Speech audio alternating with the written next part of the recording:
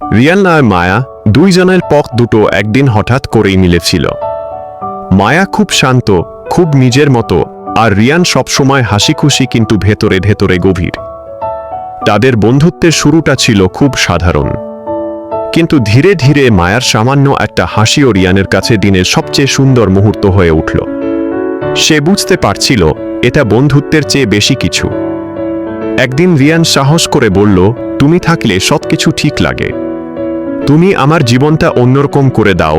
মায়া চুপ করে তাকিয়ে রইল রিয়ানের দিকে। তার চোখে দুটো কথা, ভালোবাসা আছে কিন্তু পাওয়া যাবে না। মায়া বলল, রিয়ান, তুমি দেরিতে এসেছ। আমি চাইলে সবকিছু বদলাতে পারতাম, কিন্তু আজ আমার পেছনে একটা দেয়াল দাঁড়িয়ে আছে যাকে আমি ভাঙতে পারি না। রিয়ান কিছুই বুঝতে পারছিল না, কিন্তু একটা জিনিস স্পষ্ট ছিল, মায়া তাকে ভালোবাসে, কিন্তু মায়া তার হতে পারবে না।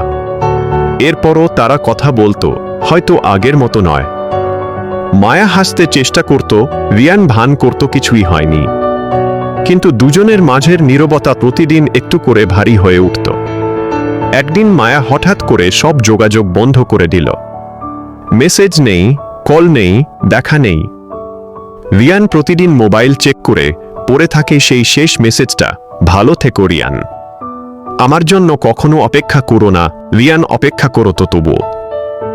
বৃষ্টি হলে সে জানালার পাশে দাঁড়িয়ে ভাবত, মায়া কি বৃষ্টিতে ভিজছে। রাতে বাতি নিভালে মনে হতো মায়াও কি ঘুমাতে পারছে না। মাস কেটে গেল। একদিন শহরের ভিড়ে হঠাৎ মায়াকে দেখে ফেলল রিয়ান। মায়ার চোখে সেই একই ভালোবাসা, কিন্তু তার পাশে ছিল আরেকজন, মায়ার অতীত, যে মানুষটাকে সে ছেড়ে যেতে পারেনি কখনোই। মায়া দূর থেকে তাকিয়ে শুধু এতটুকুই বলল, ঠোঁট নড়ল, শব্দ শোনা গেল না, আমি পারিনি। রিয়ান হাসল। বুক ফেটে গেলেও সে হাসল, কারণ সে জানত কিছু ভালোবাসা পাওয়ার জন্য না, স্মৃতি হয়ে থাকার জন্য আসে।